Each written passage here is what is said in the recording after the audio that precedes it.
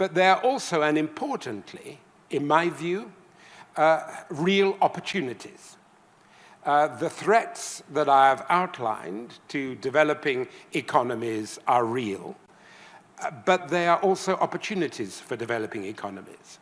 And for Africa, the most important opportunity is to wean ourselves off this debilitating dependency on overseas aid. We really have got to do that. I am old enough, and by the look of it, one of the oldest people in this room. You are celebrating the 60th anniversary of the CD. I remember going with my father to the launch of the CD.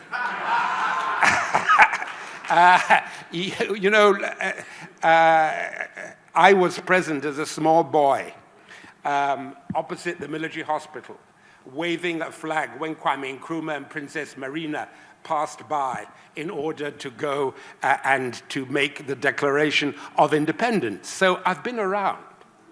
And I remember a time in which the GDP of the Gold Coast, Ghana, was greater than the GDP of Malaysia. So, and you know where we are now.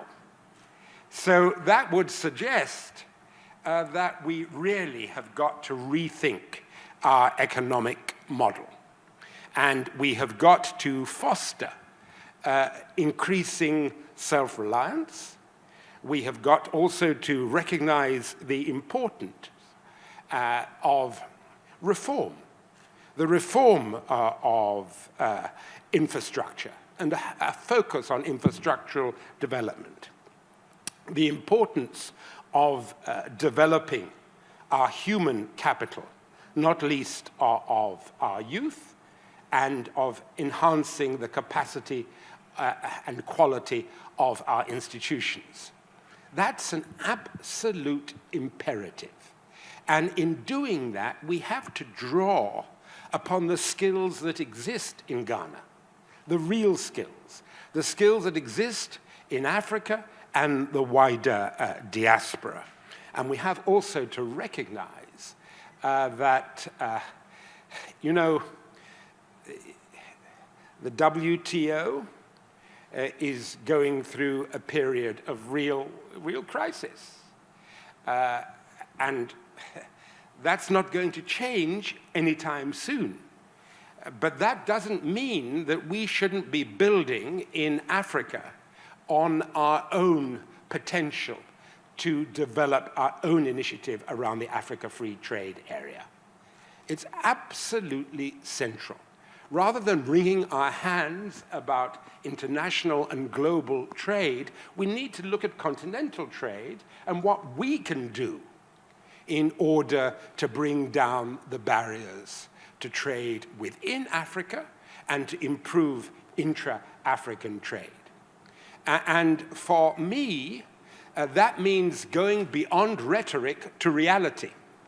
It means policy reform so that the experience, there was reference earlier on to the Marcola market woman.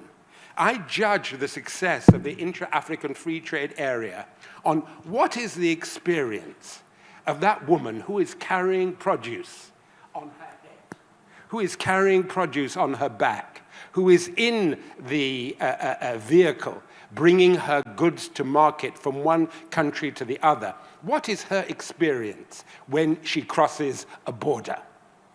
What's her experience when she crosses the border between Ghana and Togo, between Ghana and Abidjan? How is she treated?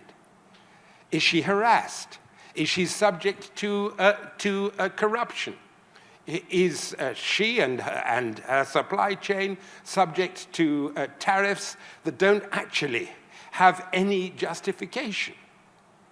So it's all about implementation. We have got the plans in Africa. The plans are there. They're in a very high quality. The question is implementation. That is the challenge. And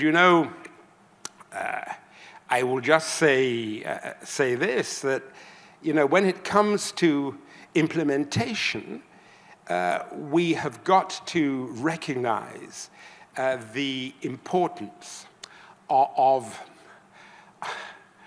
actually going beyond rhetoric. You know, when I was at school, we talked a lot about, too much rhetorics.